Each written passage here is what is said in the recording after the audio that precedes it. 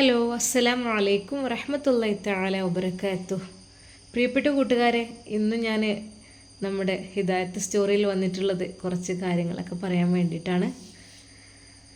ഇന്ന് നമ്മുടെ ഷെഫി ഉസ്താദിൻ്റെ സ്റ്റോറി എനിക്ക് ഇടാൻ പറ്റിയില്ല. ആദ്യം തന്നെ നിങ്ങളുടെ മാപ്പ് ചോദിക്കുന്നു. സമയം ഈ ടൈമായില്ലേ, നമ്മളെ നൂർ ഫാത്തിമ ഇപ്പോൾ റെക്കോർഡ് ചെയ്ത് ഇപ്പോൾ വിട്ടിട്ടുള്ളൂ കേട്ടോ.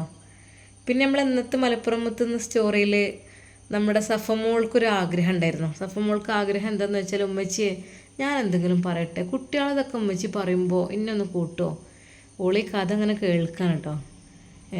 ഞാൻ റെക്കോർഡ് ചെയ്യുമ്പോഴും മിണ്ടാതെ അങ്ങനെ ഇരിക്കും. അപ്പോൾ അതിൻ്റെ ഇടയിൽ ഒരു സംസാരമൊക്കെ ഉണ്ടാവും. ഇന്ന് എന്നോട് ചോദിച്ചു, ഉമ്മച്ചി ഞാൻ കുട്ടികളുടെയൊക്കെ എന്തെങ്കിലും പറയട്ടെ ചോദിച്ചു.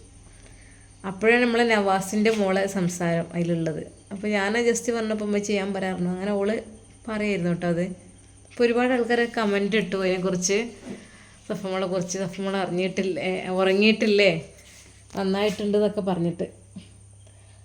അപ്പോൾ എന്തൊക്കെ തന്നെയായാലും ടൈമൊന്ന് കുറച്ച് വൈകിപ്പോയി. അപ്പോൾ നമ്മളെ സ്റ്റോറി ശരിക്കും പറഞ്ഞാൽ നമ്മളെ സൽവ സ്റ്റോറീസ് കുറച്ച് നേരത്തെ ഇടുകയാണ് എപ്പോഴും നല്ലതായിട്ട്. എപ്പോഴും അതൊരു സുഖം. ഈ സമയമാകുമ്പോൾ എല്ലാവരും ഉറങ്ങും ചെയ്യും, നമുക്കും തന്നെ ക്ഷീണമായിരിക്കും, അങ്ങനത്തെ ഇതിലൊക്കെ ആയിരിക്കുമല്ലോ.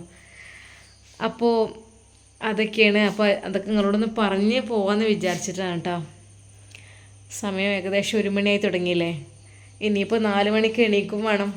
അപ്പോൾ അതിൻ്റെ ഇടയിൽ റെക്കോർഡിങ്ങിനെ ആകുമ്പോൾ നമുക്കൊരു രണ്ട് മണിക്കൂറിൻ്റെ അടുത്ത് വരും.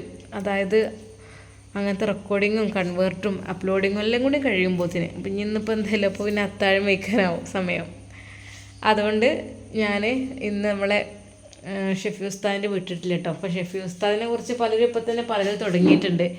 ഷെഫി ഉസ്താദ് ഇനിയിപ്പോൾ ഗൾഫിലൊക്കെ പോയി കഴിഞ്ഞാൽ ഒരു പക്ഷേ നമ്മൾ ഫർസാനയെ കാണുമായിരിക്കുമെന്നൊക്കെ അല്ലേ. അപ്പോൾ ഫർസാനയുടെ സ്ഥിതി എന്താണെന്ന് വെച്ചാൽ ഗർഭിണിയാണല്ലോ, പ്രഗ്നൻ്റ് ആണല്ലോ. പക്ഷേ ആ കുഞ്ഞ് അത് രാജേഷിൻ്റെ ആണ്.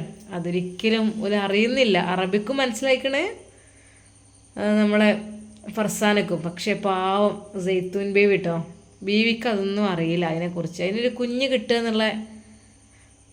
കിട്ടുക എന്നുള്ളൊരു സന്തോഷത്തിലാണത്. എന്തൊക്കെ തന്നെയായാലും ആ പെണ്ണങ്ങനെ കരഞ്ഞ് പറഞ്ഞിട്ട് അറബി അതിനോട് സഹകരിച്ച് അങ്ങനെ പോകുന്നുണ്ട്. അപ്പോൾ പല തവണകളിലായിട്ട് സൈത്തൂൻ ബീവിയുടെ കൂടെ കിടക്കാനും സൈത്തൂൻ ബീവിൻ്റെ കാര്യങ്ങളൊക്കെ നോക്കാനൊക്കെ വേണ്ടിയിട്ട് ഫർസാന ശ്രമിക്കും. പക്ഷേ സൈത്തൂൻ ബീവി നേരെ എങ്ങനെയെങ്കിലും അവളുടെ അടുക്കൽ കഴിയണം എന്നുള്ള രീതിയിൽ അങ്ങനെ പരസ്പരം സ്നേഹത്തിന് സന്തോഷത്തിലായി കഴിഞ്ഞു പോകുന്നുണ്ട്. ഇനി നമ്മളെ ഉസ്താദ് ഷെഫി ഉസ്താദ് പോകുന്നുണ്ട്. അത് ഓലെ വീട്ടിലേക്കാണോ അതോ വേറെ വീട്ടിലേക്കാതൊക്കെ നമ്മൾക്ക് കാത്തിരുന്ന് കാണാം. പ്രിയപ്പെട്ട കൂട്ടുകാരെ, അപ്പോൾ ഇത് അവസാനത്തെ 10 ആണല്ലോ അല്ലേ.